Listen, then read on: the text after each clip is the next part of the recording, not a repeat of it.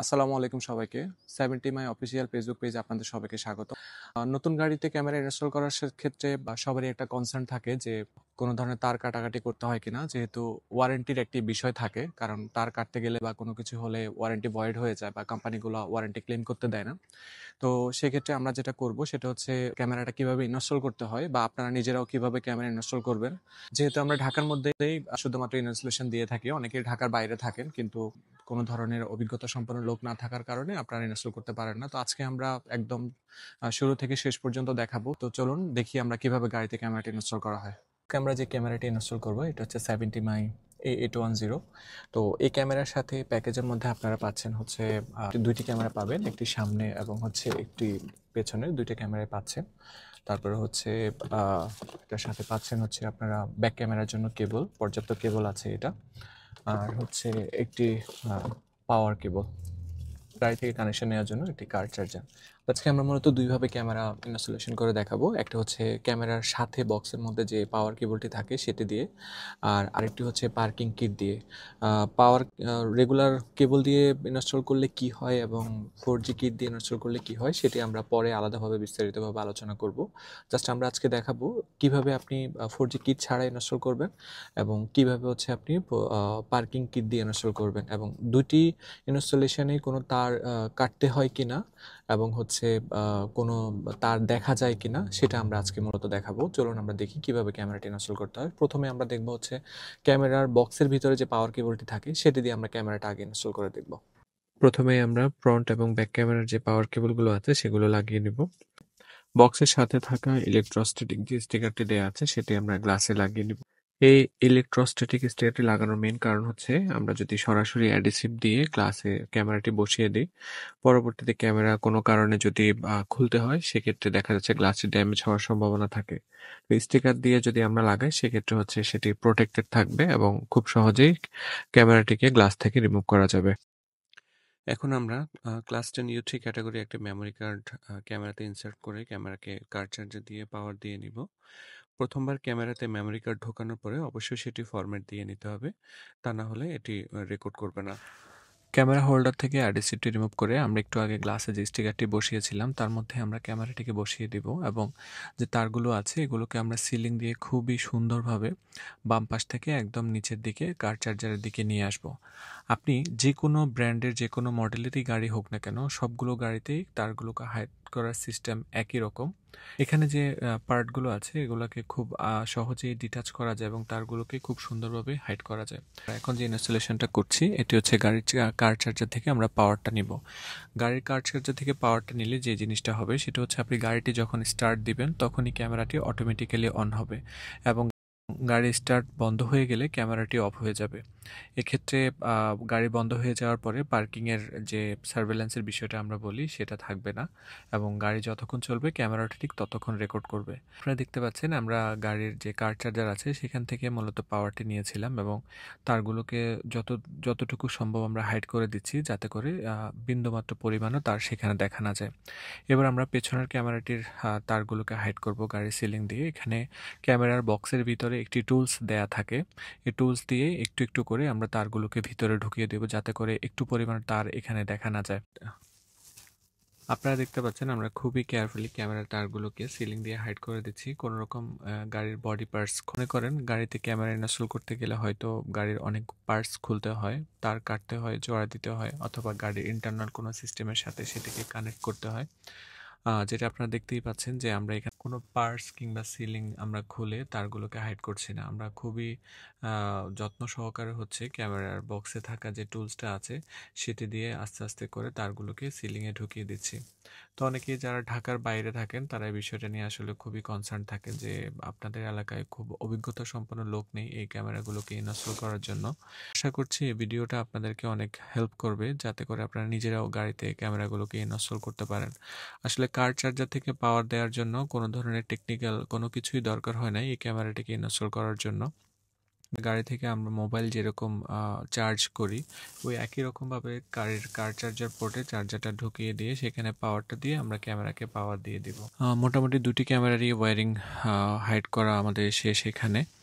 পেছনের ক্যামেরাটির বিষয়ে একটা জিনিস বলে রাখা ভালো। আমরা অনেকেই মনে করি পেছনের ক্যামেরাটি হয়তোবা আমরা যখন রিভার্সে যাব তখন হয়তো আমাদের মনিটর এখানে আসবে। আসলে বিষয়টা এরকম না।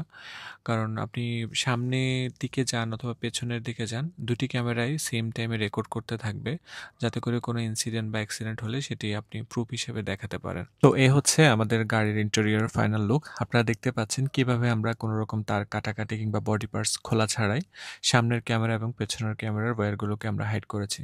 এবার আমরা দেখব কিভাবে রেগুলার পার্কিং কিট অথবা 4G পার্কিং সার্ভেলেন্স কিট দিয়ে ক্যামেরাকে ইনস্টল করতে হয়। রেগুলার পার্কিং কিট এবং 4G পার্কিং সার্ভেলেন্স কিটের ইনস্টলেশন দুটো একই রকম, দুটোর ফাংশনও almost same. Just 4G parking surveillance কিটে আমরা কিছু রিমোট অ্যাক্সেস পাবো। তো আমরা এখানে দেখতে পেলাম যে পার্কিং সার্ভেলেন্স কিটে 3টি ওয়্যার থাকে সাধারণত। একটি রেড কালার যেটি ব্যাটারি পজিটিভ লাইনে যায়, আর একটা হচ্ছে ইয়েলো কালার যেটা হচ্ছে অ্যাক্সেসরিজ অর্থাৎ চাবির এক ঘাট বলে এটাকে, ওই পোর্টে যাবে। আর আরেকটা কালো তার থাকে সেটা হচ্ছে আর্থিংয়ের জন্য, যে কোনো ধরনের মেটাল গ্রাউন্ডের স্ক্রু বা নাট থাকলে সেখানে আমরা লাগিয়ে দিই। 4G কিট বা রেগুলার কিটের ওয়্যারগুলোকেও ক্যামেরার সাথে কানেক্ট করার জন্য গাড়ির ইন্টারনাল কোনো তার বা কোনো কিছুই কাটতে হয় না। এখানে জাস্ট ফিউজ বক্স থেকে ফিউজগুলোকে খুলে তারটা জাস্ট বের করে পেঁচিয়ে সেখানে ঢুকিয়ে দেওয়া হয়। ফিউজগুলোকে ঠিকঠাক মতো বসানোর পর যদি 4G কিটের রেড লাইট জ্বলে তাহলে বুঝবেন আপনার ইনস্টলেশনটা ঠিকঠাক মতো হয়েছে। আমরা দেখতে পাচ্ছি আমাদের ক্যামেরাতেও পাওয়ার চলে আসছে। 4G ফিচার্সগুলো ব্যবহার করার জন্য অবশ্যই 4G ডেটা প্যাক সহ একটি সিম 4G পার্কিং সার্ভেলেন্স কিটে ইনসার্ট করতে হবে। এবার আমরা মোবাইল থেকে 70 মাই অ্যাপসে চলে যাব এবং সেখান থেকে হচ্ছে প্লাস আইকনে ক্লিক করব।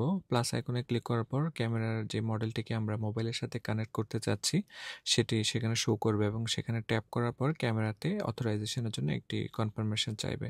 আমরা টিক মার্ক দেওয়ার পরে সেটি সাকসেসফুলি মোবাইলের সাথে কানেক্ট হয়ে যাবে এবং মোবাইলের ডিসপ্লেতে ক্যামেরার ভিউটি দেখাবে।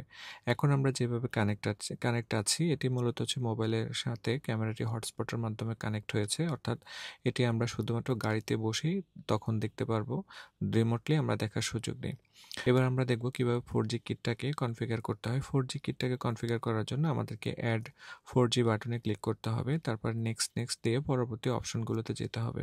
আপনার মোবাইলের সিমটিকে যদি কিট ডিটেক্ট করে এবং সেখানে যদি ইন্টারনেট থাকে তাহলে এখানে সবগুলো সাইনই টিকমার্ক আসবে এবং যখন এটি সাকসেসফুলি কনফিগার্ড হবে আপনারা খেয়াল করবেন যে কিটে তখন গ্রিন লাইট জ্বলবে এবং মোবাইলের অ্যাপসে আপনারা দেখবেন যে সেখানে অনলাইন দেখাটি শো করবে।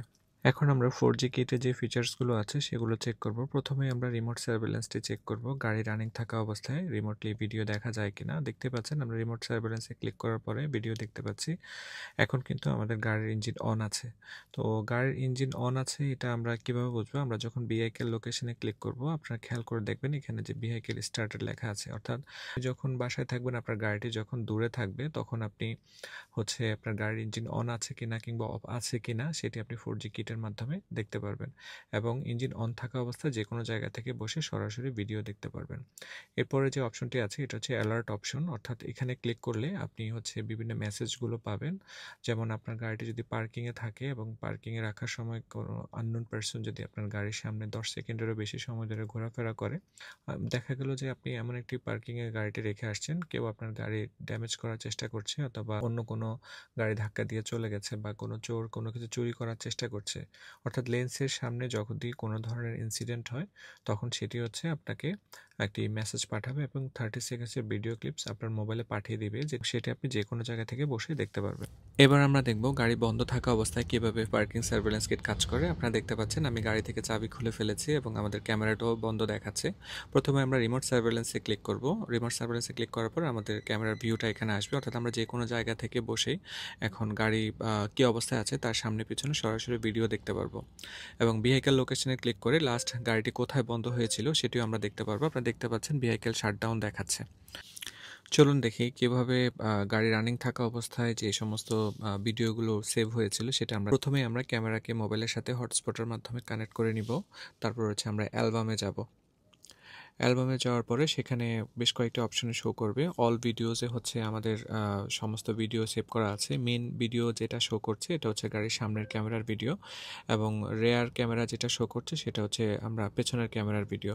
যেকোনো একটি ভিডিওতে ক্লিক করলে আমরা সেখানে 3টি অপশন পাবো। একটা হচ্ছে ডাউনলোড অপশন পাবো, ডিলেট অপশন পাবো এবং আরএক্স ভিডিও এফেক্ট অপশন। আমরা এখানে ইমার্জেন্সি ভিডিও দেখতে পারবো। গাড়ি যদি রানিং অবস্থায় অথবা পার্কিংয়ের সময় যদি খুব বেশি জার্ক হয় সেটি ইমার্জেন্সি ভিডিওতে সেভ হবে। এছাড়া পার্কিং সার্ভেলেন্সে ক্লিক করলে আমরা পার্কিংয়ের সময় যে সমস্ত ভিডিওগুলো হয়েছিল সেগুলো আমরা সেখান থেকে দেখতে পারবো। চলুন এবার আমরা ক্যামেরার কিছু গুরুত্বপূর্ণ সেটিংস নিয়ে কথা বলি। প্রথমে এখানে ভিডিও এনকোডিং ফরম্যাট আছে, এটি ভিডিওর কোয়ালিটির জন্য ব্যবহার হয়। এছাড়া ভিডিও রেজুলেশন আছে, এখানে 4K দেওয়া আছে, একদম আপনি লোয়েস্ট করতে পারবেন। ভিডিও রেজুলেশন যত বেশি দেয়া থাকবে তত বেশি ভিডিও সাইজ বেশি হবে এবং ভিডিও কোয়ালিটিও তত ভালো হবে। আপনারা যদি বেশি ভিডিও ধারণ করতে চান সেক্ষেত্রে ভিডিওর রেজুলেশনটা কমিয়ে রাখতে পারেন। এছাড়া এখানে স্পিড, ওয়াটারমার্ক, অন কোঅর্ডিনেটস এবং 70 মাইল লোগো সহ 2-3টি অপশন আছে। এগুলো সাধারণত ভিডিওর উপরে ওয়াটারমার্ক হিসেবে থাকে, অর্থাৎ আপনি যখন গাড়িটি চালাবেন তখন গাড়িটি কত কিলোমিটার স্পিডে চলছে যদি স্পিড ওয়াটারমার্ক অন করে রাখেন তাহলে সেটা ভিডিওতে টাইটেল আকারে থাকবে, এবং গুগলের যে ল্যাটিটিউড লংটিটিউড যে কোডগুলো আছে সেগুলো ভিডিওতে টাইটেল আকারে থাকবে। এছাড়া এখানে খুবই গুরুত্বপূর্ণ একটি ফিচার্স হচ্ছে লাইভ ভিউ ইজ অ্যাভেলেবল আপন পাওয়ার অন। এই অপশনটি যদি অফ থাকে তাহলে আপনারা রিমোটলি ভিডিও দেখতে পারবেন না গাড়ি অন থাকা অবস্থায়, কারণ 4G কানেক্টিভিটি থাকলে আপনারা যে কোনো জায়গা থেকে বসে ভিডিও দেখতে পারবেন, বাট এই অপশনটা যদি অফ থাকে তাহলে রিমোটলি ভিডিও দেখা যাবে না। এছাড়া এখানে আরও আরেকটা অপশন আছে কলিশন ডিটেকশন, অর্থাৎ কোনো ধরনের কলিশন হলে সেটি ইমার্জেন্সি ভিডিওতে সে সেভ করে রাখবে। যদি সেটি অফ থাকে তাহলে পার্কিংয়ে রাখার সময় যদি কোনো ধরনের ইনসিডেন্ট হয়, অন্য কোনো গাড়ি ধাক্কা দিয়ে চলে যায়, সেই মেসেজটাও যদি আপনি পেতে চান তাহলে অবশ্যই আপনাকে কলিশন ডিটেকশনটা অন করে রাখতে হবে।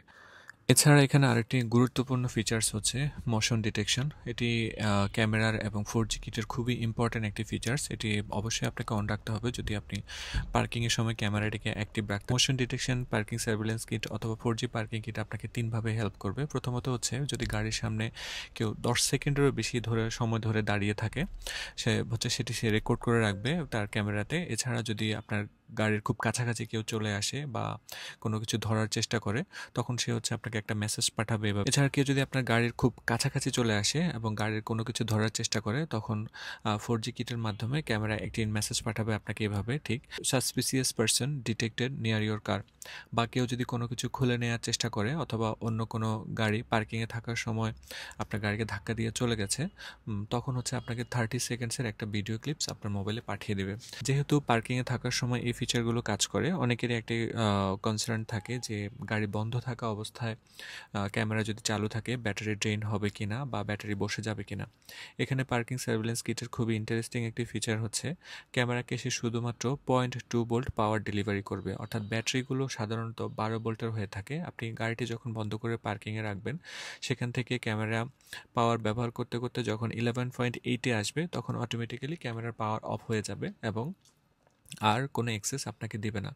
বিষয়টা এমন না যে হচ্ছে গাড়িটি বন্ধ রাখার পরপরই ক্যামেরা সবসময় পার্কিং রেকর্ড করবে। এটি হচ্ছে গাড়ির সামনে যখন কেউ আসবে, মোশন ডিটেকশন হবে বা কোনো গাড়ি পার্কিংয়ে রাখার সময় ধাক্কা দিয়ে চলে গেছে, সেই সময় শুধুমাত্র ক্যামেরাটি রেকর্ড করবে। অথবা আপনি দূর থেকে দেখার প্রয়োজন মনে করেছেন, অ্যাপসে ঢুকে ক্যামেরা থেকে রিমোটলি সার্ভেলেন্স করছেন বা রিমোটলি সরাসরি ভিডিও দেখছেন, তখনই শুধুমাত্র ক্যামেরাটি ব্যাটারি কনজিউম করবে এবং ডেটা কনজিউম করবে। তো এই ছিল আমাদের আজকের ক্যামেরা ইনস্টলেশনের ভিডিও। আপনারা দেখতে পেয়েছেন আমরা কোনো ধরনের তার না কেটে গাড়িতে কীভাবে ক্যামেরাটি ইনস্টল করেছি এবং তারগুলোকে খুব সুন্দরভাবে হাইড করে দিয়েছি কোনো রকম বডি পার্টস খোলা ছাড়াই।